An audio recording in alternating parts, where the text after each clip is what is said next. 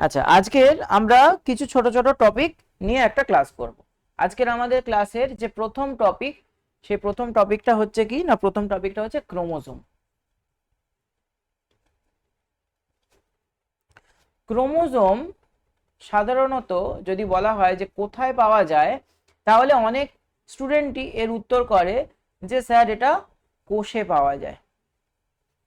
ঠিক আছে, অনেক স্টুডেন্টই এই উত্তরটা করে যে ক্রোমোজোম কোথায় পাওয়া যায়, না কোষে পাওয়া যায়, কিন্তু অ্যাকচুয়ালি উত্তরটা ভুল। কেন না, এটা যে কোনো কোষে পাওয়া যায় না। কোন কোষে পাওয়া যায়? একটা স্পেশাল কোষে পাওয়া যায়। সেই স্পেশাল কোষটা কি? সেটা হচ্ছে বিভাজনরত কোষ। বিভাজনরত কোষ তার মানে যে কোনো কোষে নয়, যে কোষটা বিভাজন করছে সেই বিভাজনরত কোষেই ক্রোমোজোম পাওয়া যায়। বিভাজনরত কোষ মানে যখন কোষ বিভাজন হয় তখন সেখানে দুটো দশা পর্যায়ক্রমিকভাবে ঘুরতে থাকে। সেই পর্যায়ক্রমিক দুটো দশাকে আমরা কি বলি? বলি কোষ চক্র। ঠিক আছে, কোষ চক্র আমরা একটু ডিটেলসে যাব, পরে যাব, আগে আমরা ক্রোমোজোম ব্যাপারটা বুঝে নেব। তারপর কি হলো, তাহলে আমরা বললাম ক্রোমোজোম কোথায় দেখতে পাওয়া যায় না, ক্রোমোজোম পাওয়া যায় বিভাজনরত কোষ, যে কোনো কোষে নয়। আচ্ছা, ক্রোমোজোমের আকার কেমন? ক্রোমোজোমের যদি আমরা আকার দেখি, ক্রোমোজোমের যদি আমরা আকার দেখি তাহলে ম্যাক্সিমাম ক্রোমোজোম হচ্ছে জটিল এবং দণ্ডাকার। ক্রোমোজোম কেমন না, জটিল এবং দণ্ডাকার। ঠিক আছে, দণ্ডাকার মানে সেটা লম্বাটে। সেটা কেমন? সেটা লম্বাটে। আর জটিল কেন বলছে? কারণ এই ক্রোমোজোমের মধ্যে কিছু এমন জায়গা থাকে, ক্রোমোজোমের মধ্যে কিছু এমন জায়গা থাকে যে জায়গাগুলো বোঝা খুব একটা সম্ভব নয়। দেখবি তোরা সবাই তোদের বইয়েতে যে ক্রোমোজোমটা দেখেছিস সেটা খানিকটা এরম ধরনের বা এরম ধরনের, কিন্তু অ্যাকচুয়ালি ক্রোমোজোম এরম দেখতে হয় না। তাহলে ক্রোমোজোম কেমন দেখতে হয়? অ্যাকচুয়ালি ক্রোমোজোমটা আমরা যদি আঁকি তাহলে ক্রোমোজোমটা এরকম ধরনের দেখতে হবে। ঠিক আছে, এরকম ধরনের দেখতে হবে। দেখ গঠনটা কিন্তু, মানে এই ক্রোমোজোমটাকেই আমরা এঁকেছি, গঠনটা কিন্তু বেশ জটিল। খুব একটা যে ইজি তা কিন্তু না, বেশ জটিল এই গঠনটা। যার মধ্যে আমরা যদি বোঝার চেষ্টা করি তাহলে এটা একটা বাহু, তার একটা অন্য কালার নেই, এটা একটা বাহু আর এটা একটা বাহু। এর মাঝে কিন্তু যে ক্রোমোজোমের লেন্থ সেটা খুব কম। এই মাঝের অংশটাকে আমরা কি বলি? আমরা বলি সেন্ট্রোমিয়ার। আমরা এখানে দেখতে পাচ্ছি এরকম গোল মতো একটা ব্যাপার রয়েছে, কিন্তু এরকম দেখা যায় না। এটা আঁকার ক্ষেত্রেই আমরা আঁকি, এরকম দেখা যায় না। তো সেই কারণে এটাকে জটিল বলেছে এবং দণ্ডাকার দেখতে বলে দণ্ডাকার বলেছে। ক্রোমোজোমে যদি আমরা উপাদান দেখি, ঠিক আছে, ক্রোমোজোমে যদি আমরা উপাদান দেখি, কি উপাদান আছে, তাহলে আমরা দেখব যে মূল উপাদান দু রকমের। একটা হচ্ছে প্রোটিন, আর একটা হচ্ছে নিউক্লিক অ্যাসিড।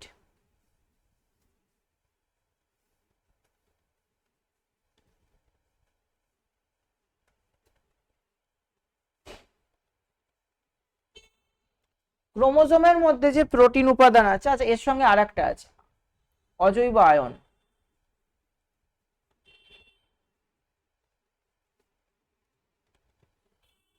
আচ্ছা, ক্রোমোজোমের মধ্যে যে প্রোটিন আছে সেটা মূলত দুই প্রকারের হয়। কি কি হয়? এক হচ্ছে হিস্টোন প্রোটিন, এক হচ্ছে হিস্টোন প্রোটিন, আর এক হচ্ছে অহিস্টোন প্রোটিন। হিস্টোন প্রোটিন সাধারণত H1,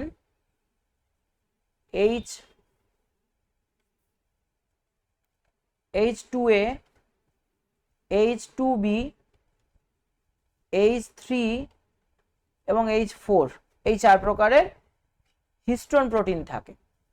অহিস্টোন প্রোটিনের কোনো প্রকারভেদ নেই। ঠিক আছে, অহিস্টোন প্রোটিনকে ইংলিশে বলা হয় নন হিস্টোন প্রোটিন, নন হিস্টোন প্রোটিন, আর হিস্টোনকে হিস্টোন প্রোটিন বলে।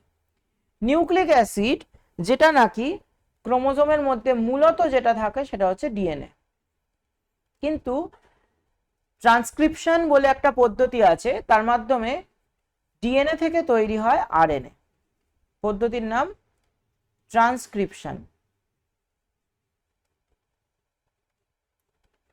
আরএনএ থেকে ট্রান্সলেশন বলে একটা পদ্ধতির মাধ্যমে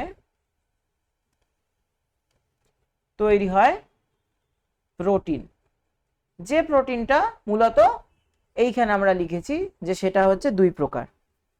তাহলে তুই যদি দেখিস যে এখানে হিস্টোন অহিস্টোন দু রকমের প্রোটিন আছে, আর প্যারালালি নিউক্লিক অ্যাসিডটা ডিএনএ আরএনএ দু রকম আছে। এবার তোকে যদি বলে, ভালো করে প্রশ্নটা শোন, যে ক্রোমোজোমের প্রধান উপাদান কি, ঠিক আছে, ক্রোমোজোমের প্রধান উপাদান কি, তাহলে হবে তার প্রোটিন, ঠিক আছে, তার প্রোটিন এবং নিউক্লিক অ্যাসিড, এটা প্রধান উপাদান। প্রোটিনের মধ্যে আবার যদি প্রধান উপাদান বলা হয় তাহলে সেটা হচ্ছে হিস্টোন প্রোটিন। নিউক্লিক অ্যাসিডের মধ্যে যদি প্রধান উপাদান বলা হয় তাহলে সেটা হচ্ছে ডিএনএ। বোঝা গেল? এরপর আসছে কি, এরপর আসছে অজৈব উপাদান। অজৈব উপাদানের মধ্যে মূলত যেটা থাকে সেটা হচ্ছে দু রকমের আয়ন থাকে, একটা হচ্ছে কপার আয়ন আর একটা হচ্ছে ম্যাগনেসিয়াম আয়ন, ঠিক আছে, কপার আয়ন এবং ম্যাগনেসিয়াম আয়ন। আরএনএ কিন্তু নিউক্লিক অ্যাসিডের মেন উপাদান নয়, ডিএনএ হচ্ছে মেন উপাদান, ঠিক আছে, আরএনএ কিন্তু মেন উপাদান না। ডিএনএ থাকলেই সেখানে আরএনএ প্রস্তুত হতে পারে, যে পদ্ধতির মাধ্যমে হয় সেটা লিখে দিয়েছি, আর আরএনএ থেকে প্রোটিন তৈরি হয় যে পদ্ধতি দিয়ে সেটাও লিখে দিয়েছি। তো এই হয়ে গেল ক্রোমোজোমের উপাদান সমূহ। এবার এই ক্রোমোজোমের উপাদানের মধ্যে আমাদের একটু নিউক্লিক অ্যাসিড পড়তে হবে, খুব ছোট করে নিউক্লিক অ্যাসিড পড়তে হবে। আজকের যে ক্লাসটা হবে সেখানে আমরা ডিএনএ এর গঠন পড়বো না, ডিটেলে পড়বো না, পড়বো কিন্তু ডিটেলে পড়বো না। আচ্ছা, এবার প্রশ্ন হলো যে নিউক্লিক অ্যাসিড কি। আমরা পরের পেজে যাচ্ছি, যদি তোদের লেখা না হয় আমাকে বলবি, এই পেজে আবার আসা যাবে, অসুবিধা নেই, কিন্তু লেখা না হলে বলবি। ওকে ওকে ওকে।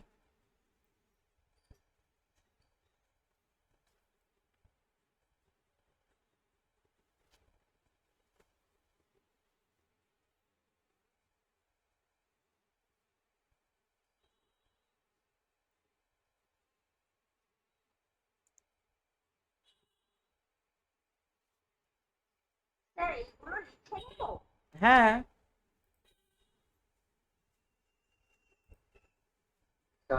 বা আপাতত স্ক্রিনশট তুলে নিতে পারিস, পরে লিখে নিবি, এটাও করতে পারিস।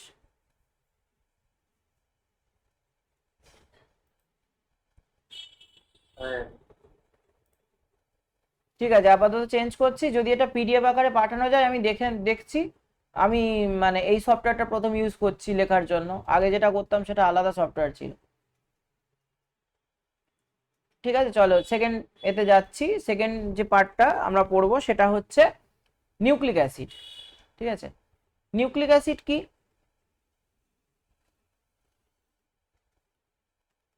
নিউক্লিক অ্যাসিড হচ্ছে একটা বায়োপলিমার। কি বললাম? বায়ো, বায়ো মানে হচ্ছে জৈব, পলিমার মানে কি? পলিমার মানে হচ্ছে একটা, শোনা যাচ্ছে না? আচ্ছা আচ্ছা, মিউট হয়ে গেছিল। হ্যাঁ, নিউক্লিক অ্যাসিড কি? নিউক্লিক অ্যাসিড হচ্ছে একটা বায়োপলিমার। তো বায়োপলিমারের মধ্যে বায়ো মানে কি? বায়ো মানে হচ্ছে জৈব, আর পলিমার মানে হচ্ছে এক ধরনের জটিল, বলতে পারিস জৈব যৌগ। ঠিক আছে, জৈব যৌগ। তো কি হয়, এটা এক রকমের অর্গানিক একটা মলিকিউল, বাংলায় বললে জৈব যৌগ। তো কি হচ্ছে নিউক্লিক অ্যাসিড, সেটা আমাদের পাওয়া যায় কোথায় না, জীবিত যারা, অর্থাৎ জীব, যারা লিভিং ক্রিয়েচার। কে কে হতে পারে? প্ল্যান্ট হতে পারে, অ্যানিমেল হতে পারে, ফাঙ্গাস মানে ছত্রাক হতে পারে, মোনেরা মানে ব্যাকটেরিয়া হতে পারে, প্রোটিস্টা হতে পারে। ঠিক আছে, প্ল্যান্ট, অ্যানিমেল, ফাঙ্গাস, মোনেরা, প্রোটিস্টা। মোনেরা মানে ব্যাকটেরিয়া, প্রোটিস্টা মানে অ্যামিবা ধরনের আদ্য প্রাণী ছাড়া, এরা সবাই হতে পারে। তো এরা কি করছে, এরা এদের যে কোষ আছে, এদের সবার মধ্যে কি আছে, কোষ আছে।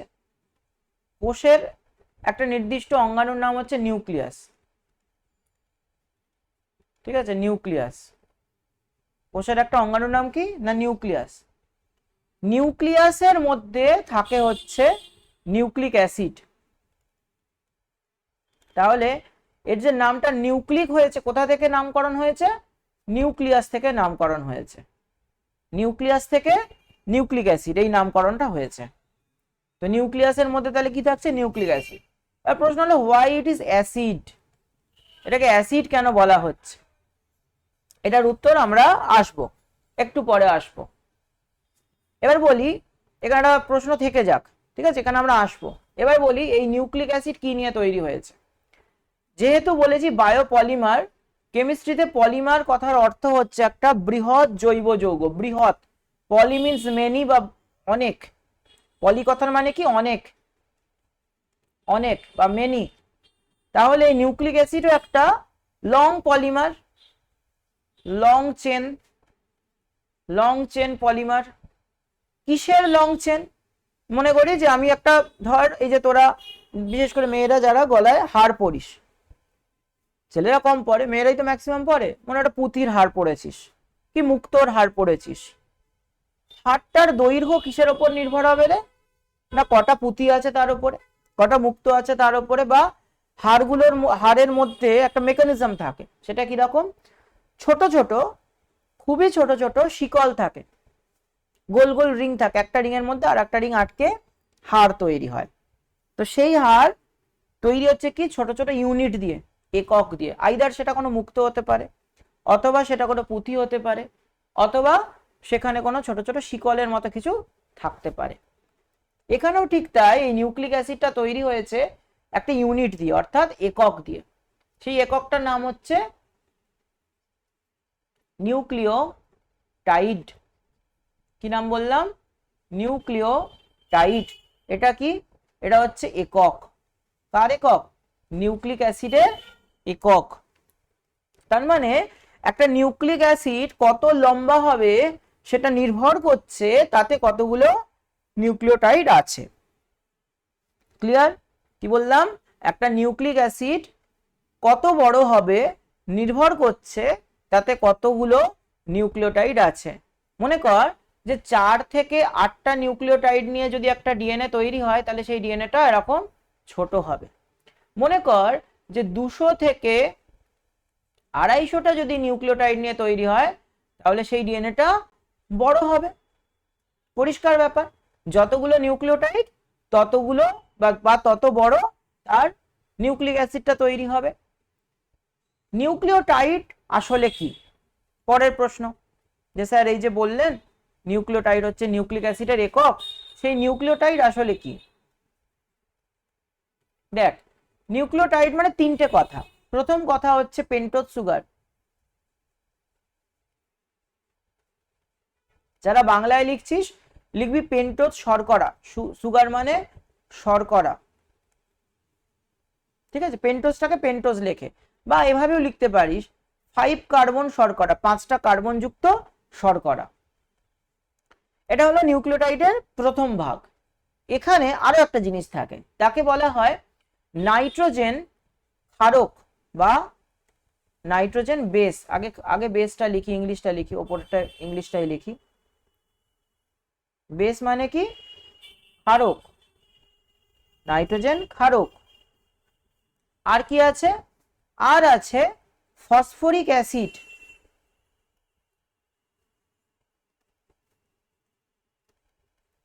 কি বললাম ভালো করে দেখ, কি বললাম ভালো করে দেখ। প্রথমে আছে কি পেন্টোজ সুগার, নেক্সট আছে কি নাইট্রোজেন বেস, লাস্টে আছে কি ফসফরিক অ্যাসিড। বোঝা গেল? তিনটে part, pentose sugar, nitrogen base, phosphoric acid. সুগারকে বাংলায় বলে শর্করা, তাহলে 5 কার্বনযুক্ত শর্করা। বেসকে বাংলায় বলে ক্ষারক, তাহলে নাইট্রোজেন ক্ষারক, নাইট্রোজেনকে আমরা N2 দিয়ে লিখি। আর ফসফরিক অ্যাসিড, হ্যাঁ এবার প্রশ্নতে পরীক্ষাতে ফসফরিক অ্যাসিড না লিখে যদি সংকেত দিয়ে দেয় H3PO4 যদি সংকেত দিয়ে দেয় তখন তুই ঘাবড়ে যাবি। ধর একটা কোশ্চেন এরম এলো যে নিম্নলিখিত কোনটি নিউক্লিওটাইডের বা নিউক্লিক অ্যাসিডের অংশ নয়। কি বললাম? নিম্নলিখিত কোনটি নিউক্লিওটাইডের বা নিউক্লিক অ্যাসিডের অংশ নয়। তখন তুই কি করে বুঝবি? তখন বুঝবি এই নামগুলো মিলছে কিনা। মনে কর দিয়েছে pentose sugar, nitrogen base, phosphoric অ্যাসিডের জায়গায় H3PO4 আর এরপরে দিয়ে দিয়েছে গ্লুকোজ, তাহলে গ্লুকোজটা নয়। আবার 2 নম্বরের প্রশ্নের জন্য একাধিক কারেক্ট অ্যান্সার থাকে, তাহলে যখন একাধিক কারেক্ট অ্যান্সার আছে সেখানে কি করে বুঝবি? কি করে বুঝবি বল? যে সেখানে তুই দেখবি যে দুটো বা তার বেশি সঠিক উত্তর হবে। ধর মনে কর পেন্টোজ সুগার দিল, ফসফরিক অ্যাসিড দিল, নাইট্রোজেন বেসটা দিল না, ওই জায়গায় হয়তো দিল গ্লুকোজ আর একটা অপশনে দিল ফ্রুক্টোজ। ঠিক আছে? তাহলে এইভাবে এখান থেকে আমাদের কোশ্চেন আসতে পারে। মজার ব্যাপার হলো যে নিউক্লিওটাইডের এই প্রথম দুটোকে আমরা বলি নিউক্লিওসাইড। ঠিক আছে? তাহলে আমি বলতেই পারি যে নিউক্লিওটাইড সমান সমান নিউক্লিওসাইড প্লাস H3PO4। বুঝলি না বল? প্রথম দুটোকে যদি আমরা বলি নিউক্লিওসাইড, তাহলে নিউক্লিওটাইড মানে নিউক্লিওসাইড প্লাস H3PO4। না বুঝলে বলবি। ঠিক আছে? তাহলে এরকমও দিয়ে দিল যে নিউক্লিওটাইড আসলে কি, 4টে অপশন দিল, nucleoside plus H3PO4, nucleoside plus pentose sugar, nucleoside plus nitrogen base, আর একটা হয়তো কিছু দিল pentose sugar plus nitrogen base. এরকম একটা প্রশ্নও দিতে পারে। ঠিক আছে? তাহলে নিউক্লিওসাইড কি, নিউক্লিওটাইড কি, এই দুটো আমাদের দরকার। কি কি দরকার? নিউক্লিওটাইড দরকার, নিউক্লিওসাইড জানা দরকার, এই দুটো আমাদের জানতে হবে। হলো? আচ্ছা, এখানেও একটা জিনিস বাদ চলে গেল, সেটা হচ্ছে যে নাইট্রোজেন বেস, নাইট্রোজেন বেস বা নাইট্রোজেন ক্ষারক তুই যাই বলিস না কেন, সেটা আবার দুভাগে ভাগ করা যায়। আমি যে ভাগগুলো লিখছি এর বানানটা অ্যাকচুয়ালি ইংলিশটা ঠিক, বাংলা বানানটা একটু সমস্যা আছে, আগে ইংলিশটা লিখি তারপর বলছি। নাইট্রোজেন ক্ষারককে আমরা দুভাগে ভাগ করি, এক হচ্ছে পিউরিন আর একটা হচ্ছে পাইরিমিডিন। Pyrimidine, DIN। তোরা বলবি যে স্যার আমরা তো বাংলা বইতে যখন পড়েছি তখন সেখানে ছিল পিউরিনটা পিউরিনই লেখা ছিল, আর পাইরিমিডিনটা স্যার পিরিমিডিন লেখা ছিল। তাহলে এই যে আপনি বলছেন পাইরিমিডিন, এই উচ্চারণটা এরকম কেন বলছেন? এটা হচ্ছে ইংলিশের যে প্রোনাউন্সিয়েশনটা সেটা কিন্তু পাইরিমিডিনই হয়, কিন্তু আমরা বাঙালিরা এই বানানটাকে কেন জানি না পিরিমিডিন লিখে ফেলেছি। তো প্রত্যেকটা বইতে পিরিমিডিনই থাকে, তো দুটোই ঠিক, পাইরিমিডিনও ঠিক, যদি পিরিমিডিন লেখা হয় সেটাও ঠিক, দুটোই ঠিক। এবার প্রশ্ন হলো যে পিউরিন আর পাইরিমিডিন আসলে কি? পিউরিন হচ্ছে একটা ষড়ভুজাকার জৈব অণু। ষড়ভুজাকার মানে বেনজিনের মতো। কেউ যদি অর্গানিক কেমিস্ট্রির ক্লাস করে থাকিস তাহলে দেখবি এই ধরনের একটা জিনিস আছে, তাকে আমরা বেনজিন বলি। ঠিক আছে? জৈব যৌগর ক্লাসেতে এই জিনিসটা আছে, যদি স্যার করান ভালো, তা না তো স্যারকে একবার বলবি যে স্যার জৈব যৌগ ব্যাপারটা কি। এইটা হচ্ছে জৈব যৌগের একটা নির্দিষ্ট গঠন, এই গঠনটাকে আমরা বলি অ্যারোমেটিক গঠন। ঠিক আছে? অ্যারোমেটিক। আর যদি এটা রৈখিক হতো তাহলে আমরা বলতাম অ্যালিফেটিক।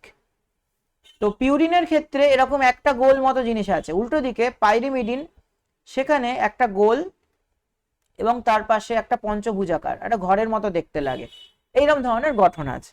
তো আমাদের জিএনএমে এত টাফ জিনিস আসবে না, আমাদের তাহলে কি আসবে? আসবে পিরিমিডিন এবং পিউরিন।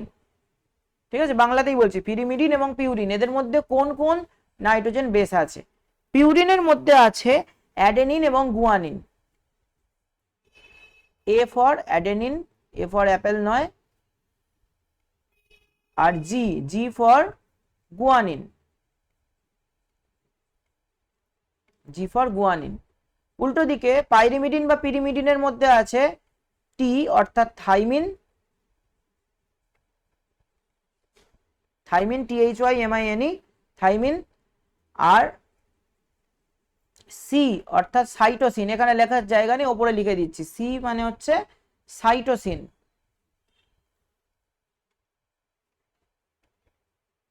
কি কি বললাম? টি আর সি।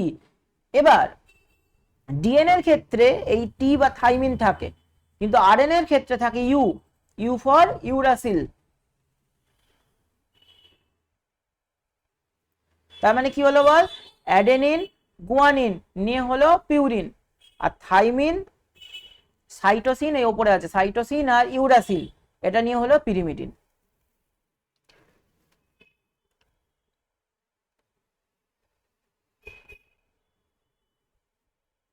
হয়েছে? বোঝা গেছে? স্যার ওই ওপরে ওই নিউক্লিক অ্যাসিড যেটা লিখেছেন লং চেন, ওর নিচে ওটা কি লিখেছেন, মানে ওই ফার্স্ট যেটা বেরিয়েছে যেটা? বায়োপলিমার। আচ্ছা তোদের কাছে অর্গানিক কি? Organic molecule. তোদের তোদের কাছে কি স্ক্রিনটা খুব ছোট লাগছে? জুম করা যাচ্ছে? দেখ তো স্ক্রিনটা।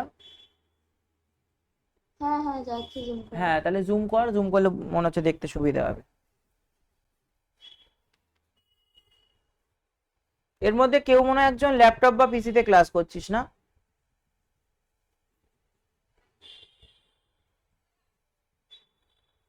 কেউ একটা মনে হচ্ছে ল্যাপটপ বা পিসিতে ক্লাস করছিস। সোমা ঘোষ, এটা দুটো জায়গা থেকে রয়েছে, তাই তো? ঠিক বললাম তো?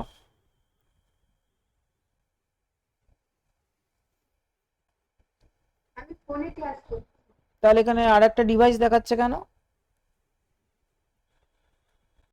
দুটো ডিভাইস কানেক্টেড, একটা ফোনের মতো দেখাচ্ছে আর একটা ল্যাপটপ বা পিসি এরকম দেখাচ্ছে। এখন তো ডিভাইসের সাইন দেয়, এখন ডিভাইসের একটা সাইন দেয় আবার। না বাবা, আমি রিমুভ টিমুভ করবো না, তারপর যদি আসলটা থেকেই রিমুভ হয়ে যায়, দরকার নেই। বল, বোঝা যাচ্ছে?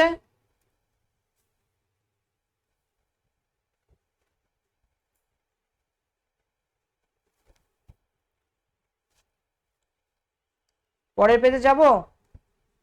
আচ্ছা এই পেজে আরেকটু জিনিস বোঝানোর আছে, একটা ছোট জিনিস। সেটা হচ্ছে যেমন নাইট্রোজেন ক্ষারকটা আমরা দুটো ভাগে ভাগ করেছি, পিউরিন পিরিমিডিন, এরকম কিন্তু পেন্টোজ শর্করাটাকেও দুটো ভাগে ভাগ করা হয়। একটার নাম হচ্ছে, তোরা তলায় বা অন্য জায়গায় লিখিস, হ্যাঁ আমি এখানে লিখছি। তো একটার নাম হচ্ছে ডিঅক্সিরাইবোজ,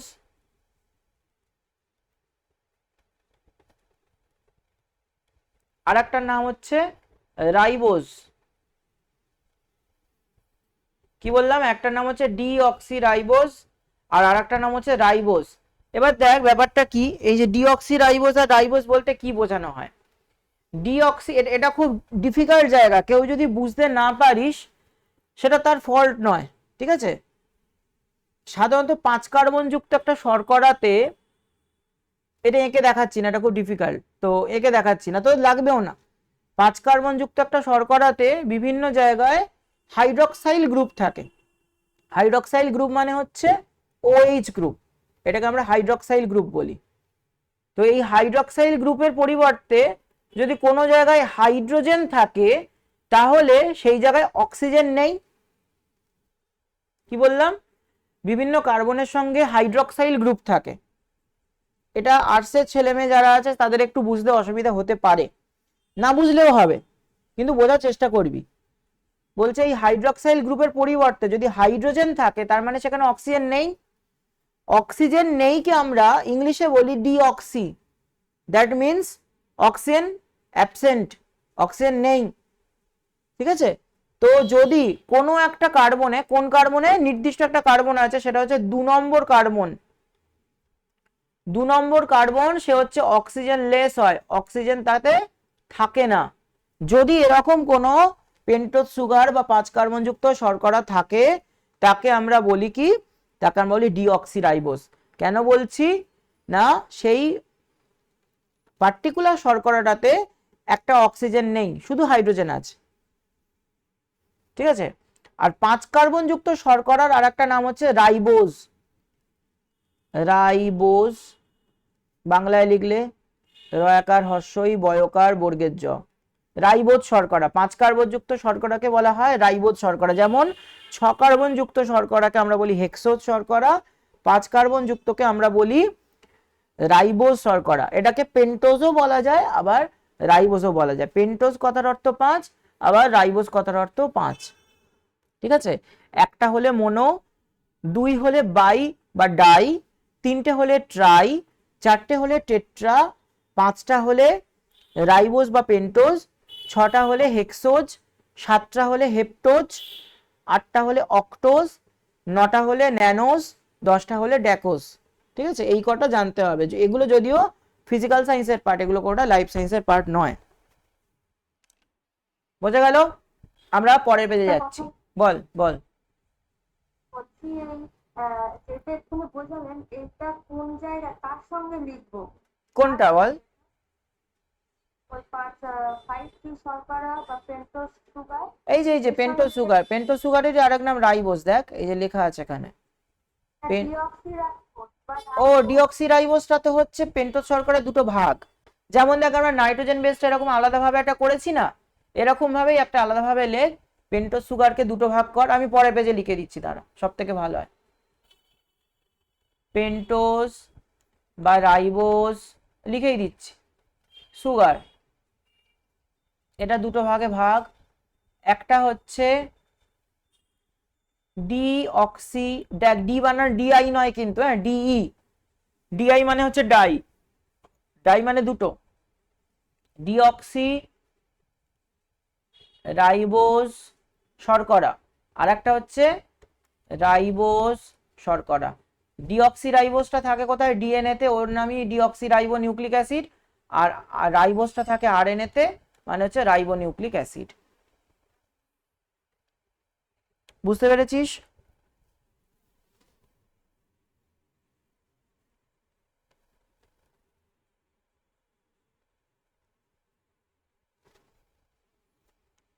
একটু মাঝে মাঝে হ্যাঁ হু করিস, নয়তো আমি বুঝতে পারছি না যে তোরা বুঝতে পারছিস কিনা। হ্যাঁ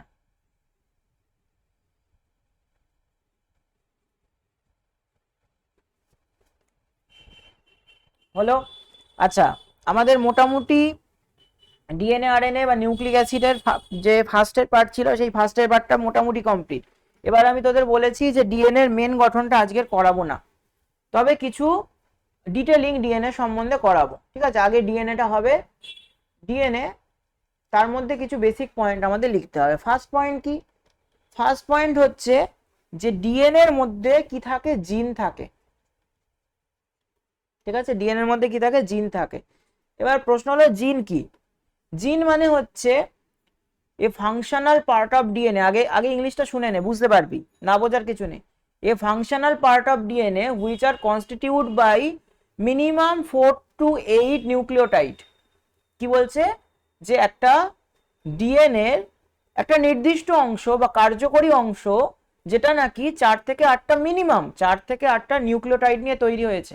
আমরা নিউক্লিওটাইড বুঝে গেছি, আগের পেজেই ছিল, 4 থেকে 8টা নিউক্লিওটাইড নিয়ে তৈরি হয়েছে, এবং which are responsible for certain characters, যেটা নাকি কিছু বৈশিষ্ট্যের জন্য দায়ী। কিরকম হতে পারে?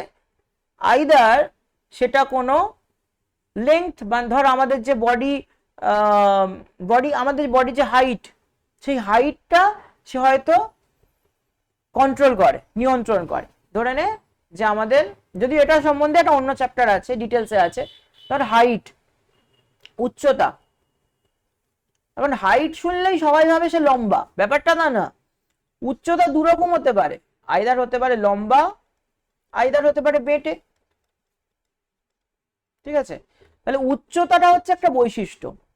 যেমন মনে কর যে ত্বকের বর্ণ,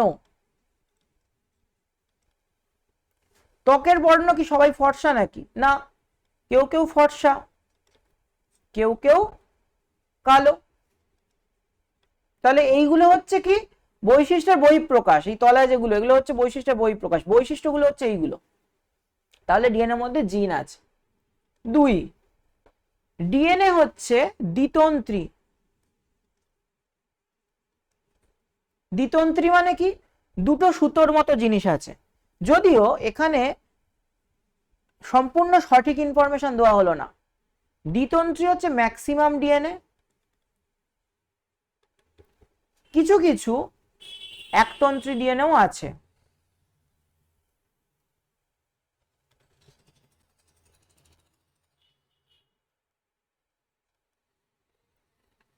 মিনিমাম। এবার বলবি স্যার আমি কি করে বুঝবো কোনটা দ্বিতন্ত্রী কোনটা একতন্ত্রী? একতন্ত্রী সাধারণত ভাইরাসের থাকে, দ্বিতন্ত্রী বাকিদের থাকে। ক্লিয়ার? 3 নম্বর, ডিএনএ এর অনেক প্রকারভেদ আছে। ঠিক আছে, অনেক প্রকারভেদ আছে। তার মধ্যে আমরা যে ডিএনএটা পড়ি সেটা হচ্ছে বিডিএনএ। কি বললাম? ডিএনএ এর অনেক প্রকারভেদ আছে। তার মধ্যে আমরা যে ডিএনএটা পড়ি সেটা হচ্ছে বিডিএনএ। এই বিডিএনএ এটা যে দুইজন বিজ্ঞানী আবিষ্কার করেছেন তাদের নাম হচ্ছে ওয়াটসন অ্যান্ড ক্রিক। কি বললাম? ওয়াটসন এবং ক্রিক, এরা দুজনে বিডিএনএ এর মডেল আবিষ্কার করেছেন। বিডিএনএ ছাড়াও এডিএনএ, সিডিএনএ, ডিডিএনএ, জেডডিএনএ এগুলো আছে, এগুলো আমাদের লাগবে না। ঠিক আছে, এগুলো আমাদের লাগবে না, বিডিএনএ লাগবে। এই বিডিএনএ এর কিছু সাইলেন্ট ফিচার্স অর্থাৎ কিছু বৈশিষ্ট্য, নির্দিষ্ট বৈশিষ্ট্য আমাদের পড়তে হবে। ফার্স্ট বৈশিষ্ট্য কি? এটা হচ্ছে ডান আবর্ত, অর্থাৎ ডান দিকে ঘুরছে। ঠিক আছে, ডিএনএটা ডান দিকে ঘুরছে। ডিএনএ কিরম দেখতে হয় রে? এরম ধরনের দেখতে হয়। এটা না অ্যাকচুয়ালি একটা সার্কেল, ঘোরে জিনিসটা। তো ডান আবর্ত ডিএনএ। আর কি? ডিএনএ একটা ব্যাস আছে, ব্যাস। উপর থেকে দেখলে ডিএনএ তো ঘুরছে, এটা এরকম ঘুরছে মনে কর। ঠিক আছে, এটা এরকম ঘুরছে, তো ডিএনএ একটা ব্যাস আছে। সেটা কত? সেটা হচ্ছে 20 অ্যাংস্ট্রম। তোদের একটা প্রশ্ন দিলাম, কি প্রশ্ন? এটা সামনের দিন ক্লাসে আমি জিজ্ঞেস করব। 1 অ্যাংস্ট্রম সমান সমান কত ন্যানোমিটার? ঠিক আছে, এই প্রশ্নটা জিকের প্রশ্ন, অঙ্কের প্রশ্ন, ফিজিক্যাল সায়েন্সের প্রশ্ন, লাইফ সায়েন্সের প্রশ্ন। একটা প্রশ্ন যে কোনো জায়গা থেকে আসতে পারে। 1 ন্যানোমিটার সমান সমান কত অ্যাংস্ট্রম, বা 1 অ্যাংস্ট্রম সমান সমান কত ন্যানোমিটার। তাহলে ব্যাস হলো 20 অ্যাংস্ট্রম। 3 নম্বর পয়েন্ট, সেটা হচ্ছে সম্পূর্ণ পাকের দৈর্ঘ্য। সম্পূর্ণ পাকের দৈর্ঘ্য কত? না 34 অ্যাংস্ট্রম, 34 অ্যাংস্ট্রম। সম্পূর্ণ পাকের দৈর্ঘ্য কত? 34 অ্যাংস্ট্রম। 4 নম্বর, এখানে বলছে একটি নিউক্লিওটাইড থেকে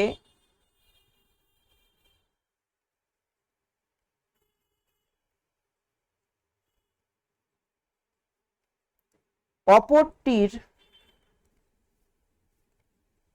দৈর্ঘ্য কত? একটি নিউক্লিওটাইডের থেকে অপরটির দৈর্ঘ্য কত? কত দৈর্ঘ্য?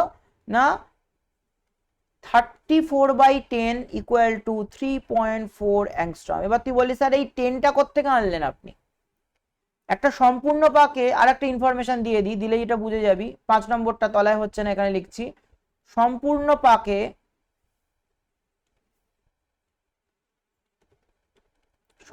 পাকে নিউক্লিওটাইডের সংখ্যা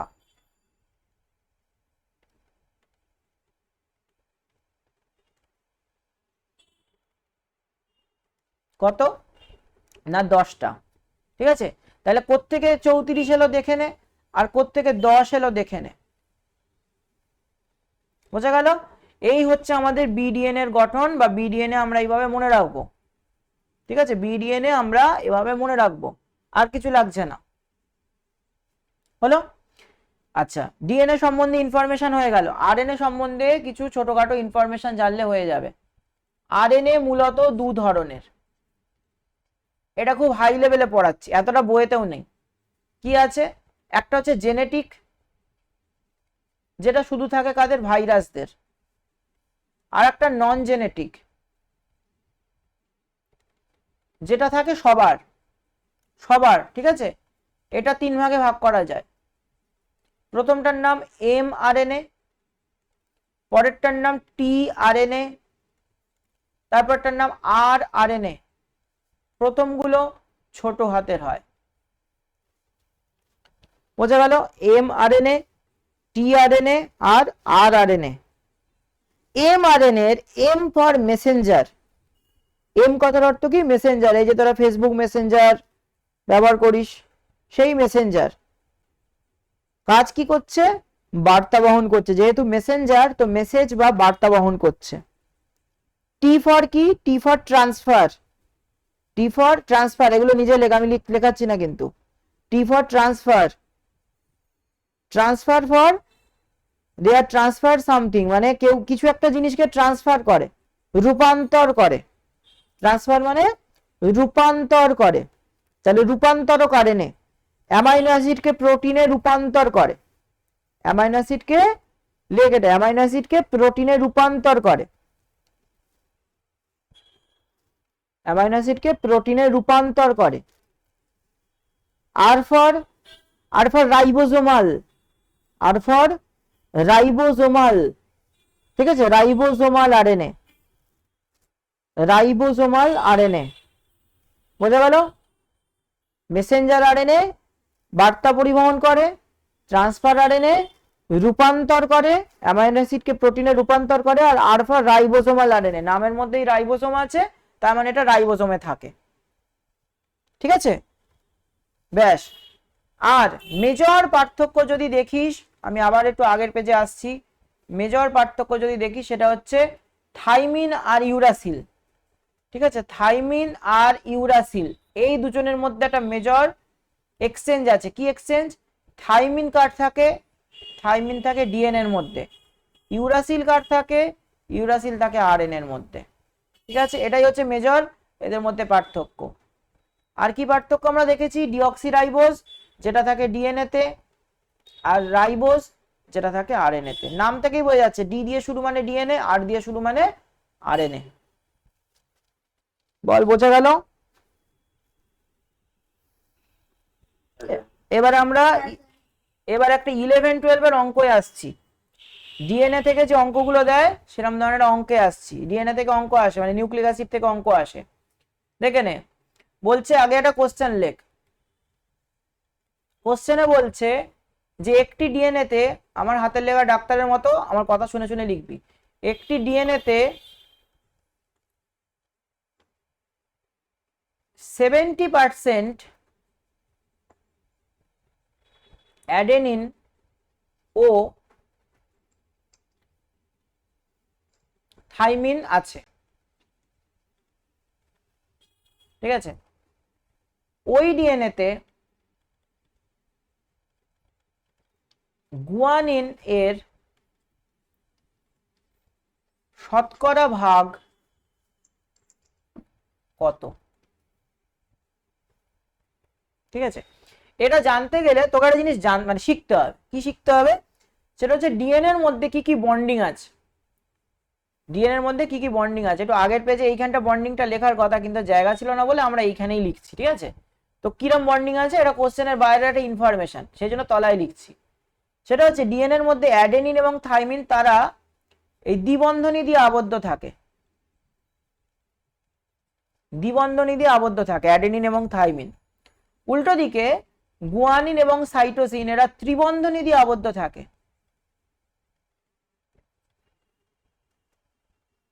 ঠিক আছে, ত্রিবন্ধনী দিয়ে আবদ্ধ থাকে। তো এই যে দুটো বন্ধনী হলো, দ্বিবন্ধনী এবং ত্রিবন্ধনী হলো, তার মানে বোঝা যাচ্ছে যতগুলো অ্যাডেনিন ততগুলো থাইমিন, আর যতগুলো গুয়ানিন ততগুলো সাইটোসিন। কারণ অ্যাডেনিনের সঙ্গে গুয়ানিন বা সাইটোসিনের সঙ্গে থাইমিন তো বন্ডিং করে না।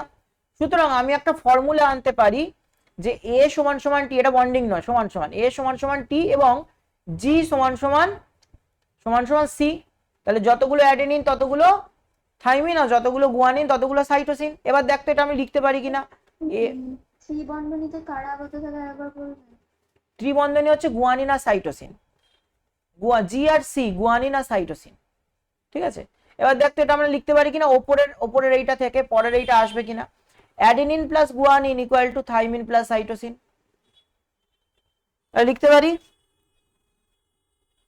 যতগুলো অ্যাডেনিন ততগুলো থাইমিন, তাহলে দেখ অ্যাডেনিন সমান সমানের একদিকে আছে, থাইমিন সমান সমানের অন্যদিকে আছে। আবার যতগুলো গুয়ানিন ততগুলো সাইটোসিন, তাহলে গুয়ানিন সমান সমানের একদিকে আছে, সাইটোসিন সমান সমানের অন্যদিকে আছে। এটা লিখতে পারি। স্যার এখানে অ্যাডেনিন তো দ্বিবন্ধনী মানে দুটো থাকবে বা দুটো লেয়ার থাকবে এরকম? দুটো বন্ধনী, হ্যাঁ দুটো হাইড্রোজেন বন্ধনী। এই দেখ এখানে দ্বিবন্ধনী দিয়েছি, দুটো বন্ধনী। তিনটে হাইড্রোজেন পাওয়া যাবে, তাহলে এক কিভাবে হচ্ছে? হ্যাঁ আমি বললাম যে যতগুলো গুয়ানিন ততগুলো সাইটোসিন, এই জায়গাটা খেয়াল করিসনি তাহলে। যত বন্ধনীটা ছেড়ে দে। আচ্ছা বন্ধনী মানে কি, এর সঙ্গে বন্ড করতে পারে, সেটা এক বন্ধনী হোক, দুই বন্ধনী হোক, ত্রিবন্ধনী হোক। ঠিক আছে, গুয়ানিনের সঙ্গে সাইটোসিনই বন্ধনী করতে পারে।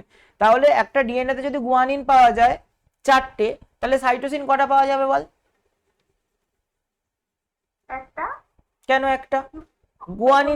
গুয়ানিনের সঙ্গে তো সাইটোসিন বন্ড করেছে, তাহলে গুয়ানিন যতগুলো থাকবে সাইটোসিন ততগুলো থাকবে না? মনে কর তুই জুতোর দোকানে গিয়েছিস, ঠিক আছে, তুই বুট জুতো কিনতে গিয়েছিস। তাহলে তোর দোকানে যদি 4টে বুট জুতো থাকে, একটা 6 নম্বরের জুতো, একটা 7 নম্বরের জুতো, একটা 8 নম্বরের জুতো, একটা 9 নম্বরের জুতো, তোর হয়তো 7 নম্বরটা দরকার, কিন্তু এতগুলো জুতো দোকানে আছে, প্রত্যেকটাই কি ডান পায়ের জুতো থাকবে নাকি প্রত্যেকটা বাম পায়ে থাকবে? দু পায়ে থাকবে, জোড়া তো, তাহলে এগুলো জোড়া। দেখ গুয়ানিনের সঙ্গে সাইটোসিন বন্ধনী তৈরি করেছে, তার মানে এর একটা জোড়া, তাহলে গুয়ানিন যতগুলো থাকবে সাইটোসিনও ততগুলোই থাকবে। বুঝতে পারলি? একইভাবে অ্যাডেনিন যতগুলো থাকবে থাইমিন ততগুলোই থাকবে। ঠিক আছে, সেই জন্য দেখ এ সমান সমান টি আর জি সমান সমান সি করেছি, সেটাকে একটা সূত্রে নিয়ে এসেছি, A plus G equal to T plus C.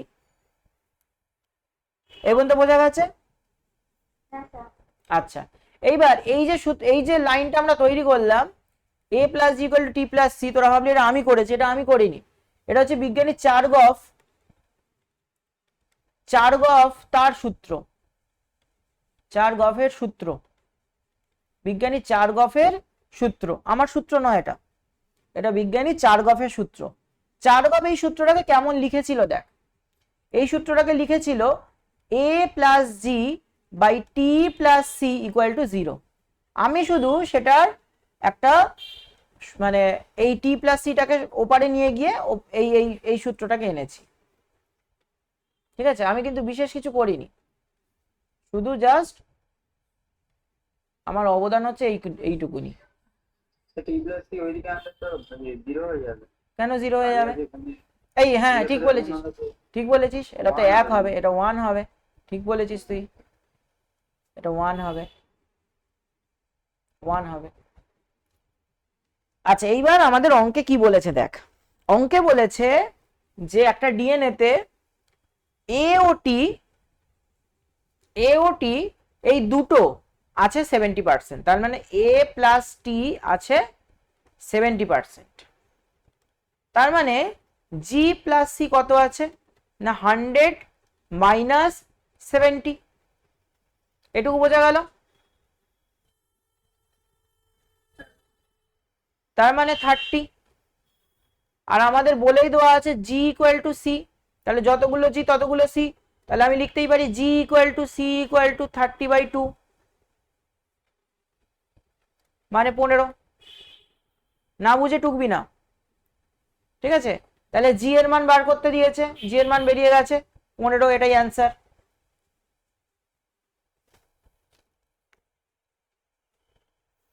ঠিক আছে, অথবা মনে কর আর একটা অঙ্ক দিল, আমি অঙ্কটা একটু শর্টে লিখছি, অঙ্ক 2, সেখানে বলছে সাইটোসিন যদি 30% হয় তাহলে থাইমিন কত?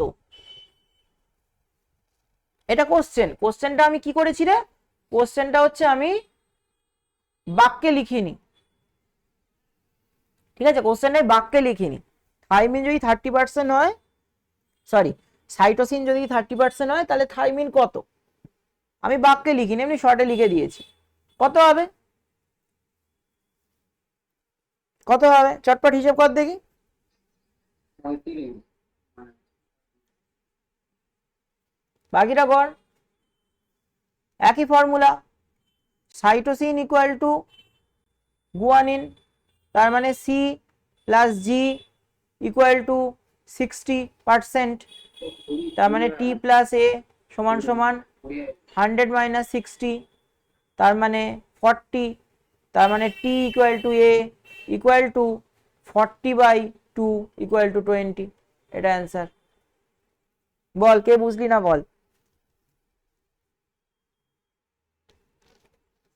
স্যার আরেকবার অঙ্ক দুটো বুঝিয়ে দেবেন? হ্যাঁ 100 বার দেবো, 100 বার দেবো। তুই আমার অঙ্কটা বলবি শুধু, হ্যাঁ আমি পরের পেজে যাচ্ছি কারণ এটা তো এ হয়ে গেছে। প্রথমটা কি বলেছে, কোনটা যেন 70% বলেছিল বল। a plus C. হ্যাঁ A+C। এ প্লাস টি, হ্যাঁ এ প্লাস টি ইকুয়াল টু 70%, তাহলে জি প্লাস সি কত, 100 মাইনাস 70, ঠিক আছে, তার মানে কত হয় 30। আবার কি বলেছে, ফর্মুলার মধ্যে আছে 1 নম্বর ফর্মুলা কি, এ ইকুয়াল টু টি, 2 নম্বর ফর্মুলা কি, জি ইকুয়াল টু সি, 3 নম্বর ফর্মুলা কি, A plus G equal to T plus C. ঠিক আছে, এখানে দেখ তাহলে G equal to C equal to 30/2। বল স্নেহা বুঝতে পারলি কিনা? হ্যাঁ এবার বুঝতে পেরেছি। ঠিক আছে, তাহলে 15। সেকেন্ড অঙ্কটায় কি বলেছিল, সি 30 টি কত, দেখ সি 30 আর বলেছে টি কত, এটা জিজ্ঞেস করেছে। ঠিক আছে, তাহলে সি 30 মানে সি প্লাস জি মানে হচ্ছে 60, তাই তো, 30 প্লাস 30 মানে 60, তাহলে এ প্লাস টি কত, কি করলাম, দাঁড়া দাঁড়া 1 সেকেন্ড, হ্যাঁ ঠিকই তো করছি, এ প্লাস কি করলাম জানো, দাঁড়া,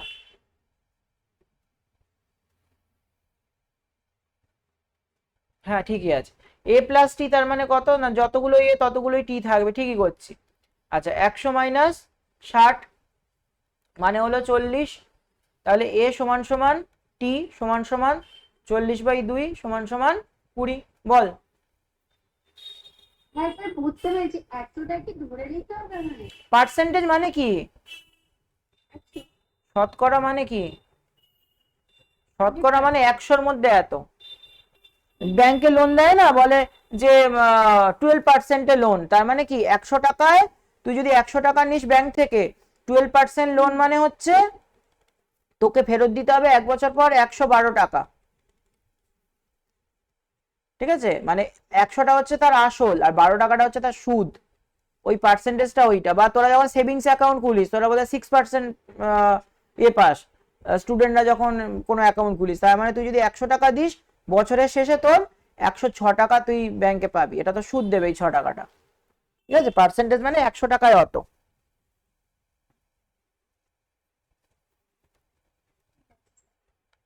হলো, আচ্ছা এবার আমরা কি একটা যেন পড়াবো বলেছিলাম, দাঁড়া, হ্যাঁ নিউক্লিক অ্যাসিড কেন, এটা আমরা বাকি রেখেছিলাম। মনে আছে এটা, যে নিউক্লিককে আমরা অ্যাসিড কেন বলি, এর মধ্যে আছে তো ক্ষারক, তাহলে একে আমরা অ্যাসিড কেন বলি, সেটা হচ্ছে ফসফরিক অ্যাসিডের জন্য। আর প্রশ্ন হলো, তুই বলতেই পারিস যে স্যার অ্যাসিডও আছে ক্ষারও আছে, তাহলে আমরা অ্যাসিডটাই কেন বলছি। ক্ষার আর ক্ষারক কিন্তু এক জিনিস নয়, এইটা মনে রাখ, এখানে ক্ষারক আছে, ক্ষার কিন্তু নয়। সুতরাং নিউক্লিক অ্যাসিড কখনোই প্রশম হয় না, নিউক্লিক অ্যাসিডের মধ্যে ফসফরিক অ্যাসিড থাকার জন্য এটা হাইলি অ্যাসিডিক হয়। এটা অনেক সময় থাকে, একটু অন্য রকমের প্রশ্ন এটা কিন্তু থাকতে পারে।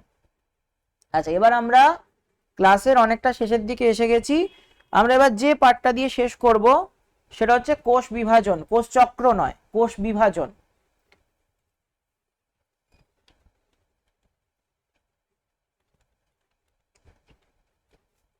ব্যাপার হলো যে বইয়েতে কোষ বিভাজনের আগে কোষ চক্র থাকে, কিন্তু আজকে যে পার্টটা পড়াবো এখানে কোষ চক্রের কোনো প্রয়োজনই হবে না।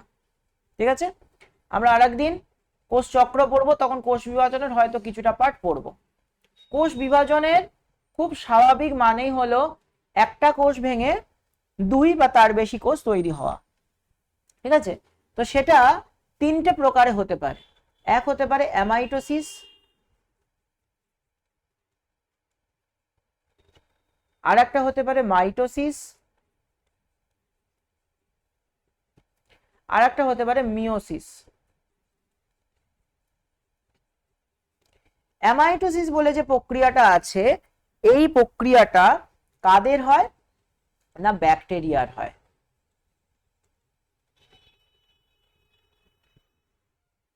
মাইটোসিস বলে যে প্রক্রিয়াটা আছে এটা কাদের হয়, এককোষী কোনো জীবের ক্ষেত্রে হতে পারে বা বহুকোষীদের দেহকোষে হতে পারে। এককোষী জীবের ক্ষেত্রে হতে পারে, বহুকোষীদের দেহকোষের ক্ষেত্রে হতে পারে। মিওসিস সাধারণত জনন মাতৃকোষে হতে পারে।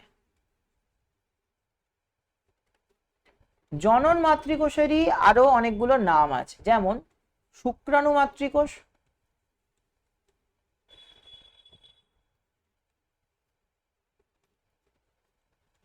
ডিম্বাণু মাতৃকোষ,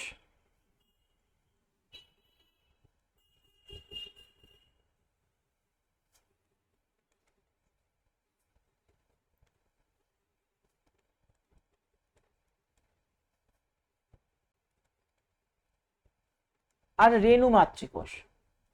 শুক্রাণু মাতৃকোষকে আমরা বলি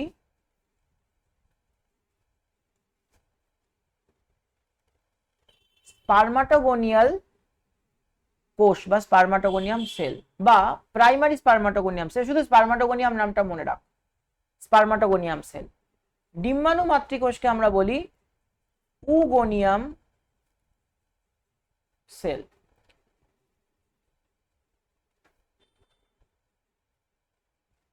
আর রেণু মাতৃকোষকে আমরা বলি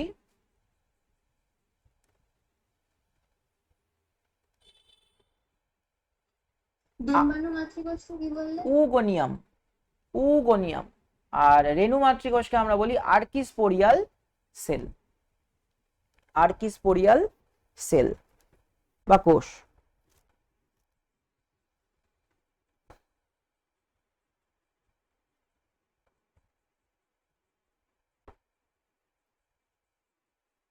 হলো। অ্যামাইটোসিস বলে যে প্রক্রিয়াটা আছে, এই প্রক্রিয়াটার আরেকটা নাম, এটার নাম হচ্ছে প্রত্যক্ষ বিভাজন। কেন না এখানে আমরা সবাই জানি একটা কোষের মধ্যে সাইটোপ্লাজম এবং নিউক্লিয়াস দুটো জিনিস থাকে। এই ভেতরেরটাকে আমরা বলি নিউক্লিয়াস আর বাইরেরটাকে আমরা বলি সাইটোপ্লাজম। তো এখানে কি হয়, প্রত্যক্ষ বিভাজনের ক্ষেত্রে নিউক্লিয়াস এবং সাইটোপ্লাজম একসঙ্গে বিভাজন হয়, আলাদা আলাদা করে না।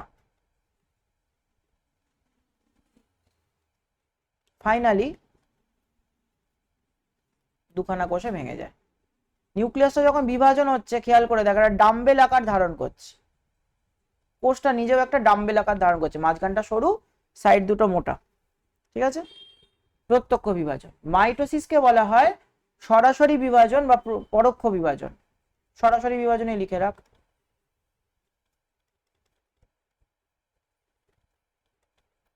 বা সমবিভাজন। কি হয় এখানে, 2n অর্থাৎ ডিপ্লয়েড কোষ থেকে ডিপ্লয়েড কোষই তৈরি হয়। 2n মানে ডিপ্লয়েড কোষ, এই ডিপ্লয়েড কোষ থেকে আবার ডিপ্লয়েড কোষই তৈরি হয়। হলো। আর মিওসিসের ক্ষেত্রে কি হয় না, প্রথমে থাকে ডিপ্লয়েড কোষ, সেখান থেকে হয় হ্যাপ্লয়েড কোষ, সেখান থেকে আবার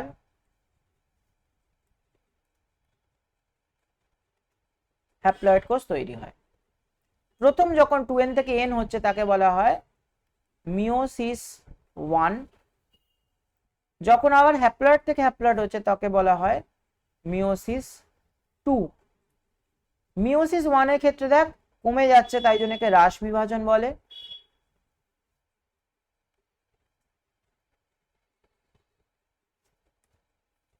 আর আমাদের এর ক্ষেত্রে মিওসিস 2 এর ক্ষেত্রে সমবিভাজন হচ্ছে, মানে n থেকে n থাকছে, একই থাকছে, সেই জন্য এটাকে সমবিভাজন বলে।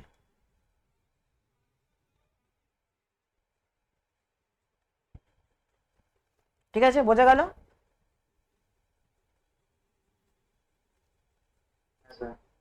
আচ্ছা, এবার আমরা একদম শেষ করব মিওসিসের ভাগ দিয়ে। মাইটোসিসের, হ্যাঁ, মাইটোসিস আর মিওসিসের ভাগ দিয়ে।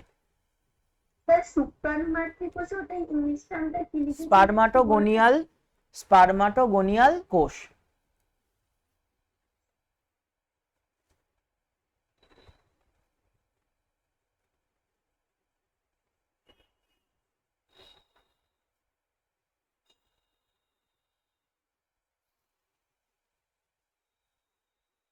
হলে বলিস। সূর্যায়ন হয়ে গেছে?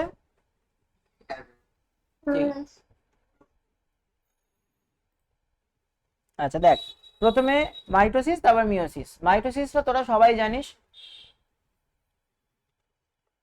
মাইটোসিসকে আমরা প্রথমে দেখি যে একটা হচ্ছে সাইটোপ্লাজমের বিভাজন, তাকে আমরা বলি সাইটোকাইনেসিস।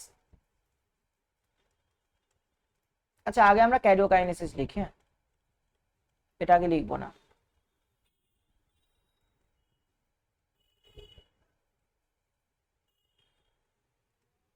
ক্যারিওকাইনেসিস, এটার মানে হচ্ছে নিউক্লিয়াসের বিভাজন।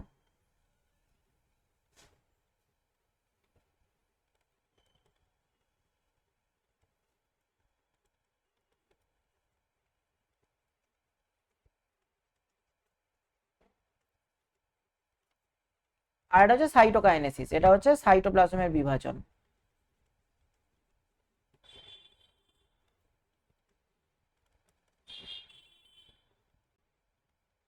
তাড়াতাড়ি লিখছি, একটু বুঝে বুঝে লিখবি। নিউক্লিয়াসের বিভাজন যখন হয় তার প্রথম দশার নাম হচ্ছে প্রোফেজ, দ্বিতীয় দশার নাম মেটাফেজ, তৃতীয়র নাম অ্যানাফেজ, চতুর্থর নাম টেলোফেজ। সাইটোকাইনেসিস আবার দুভাবে হতে পারে, একটা উদ্ভিদের ক্ষেত্রে, একটা প্রাণীর ক্ষেত্রে। উদ্ভিদের যেটা হয় তার নাম হচ্ছে কোষপাত গঠনের মাধ্যমে।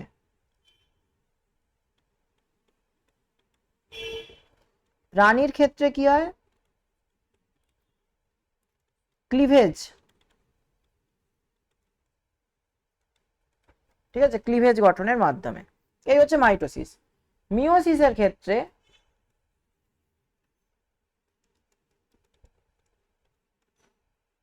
মিওসিস দু রকমের হয়। একটা হচ্ছে মিওসিস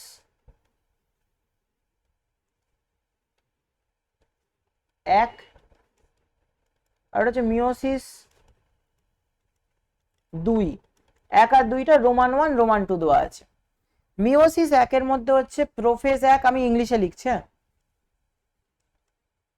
প্রোফেজ 1। নেক্সট হচ্ছে মেটাফেজ 1, নেক্সট হচ্ছে অ্যানাফেজ 1, নেক্সট হচ্ছে টেলোফেজ 1। টেলোফেজ 1 এর পর যখন মিওসিস 2টা শুরু হয় তার আগে হয় ইন্টারকাইনেসিস।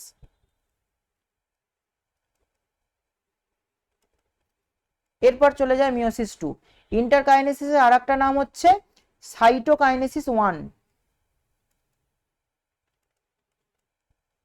মানে নর্মাল সাইটোকাইনেসিস হয়, তাকে প্রথম হচ্ছে বলে 1 বলছে।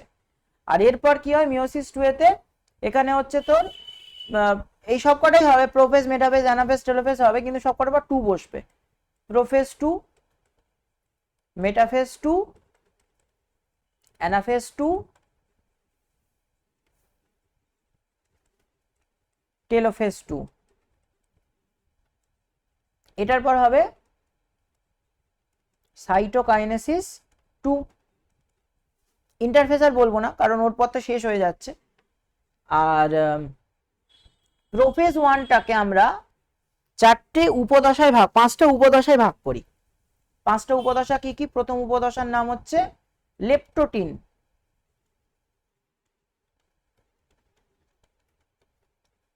এটা সেকেন্ড দিন ক্লাসে এগুলো আলোচনা হবে। লেপ্টোটিন। নেক্সট হচ্ছে জাইগোটিন।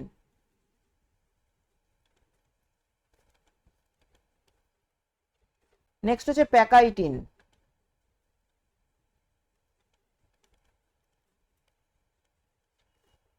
নেক্সট হচ্ছে ডিপ্লোটিন।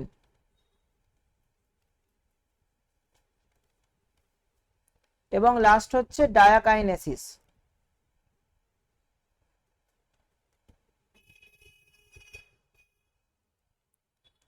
ঠিক আছে, ডায়াকাইনেসিস।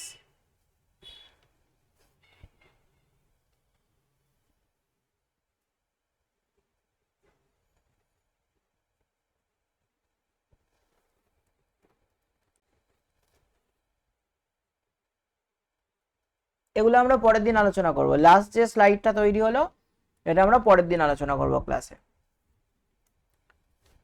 ঠিক আছে, আমি রেকর্ডিংটা অফ রাখছি। ডিপ্লোটিনের আগে কি লিখলে? ডিপ্লোটিনের আগে প্যাকাইটিন। প্যাকাইটিন, প্যাকাইটিনে লিখে রাখবি ক্রসিং ওভার হয়, ওরা পরের দিন আলোচনা করব। শুধু নামগুলো লিখে রাখ, এগুলো মুখস্থ করবি। ঠিক আছে, ক্লাস রেকর্ডিংটা অফ করলাম।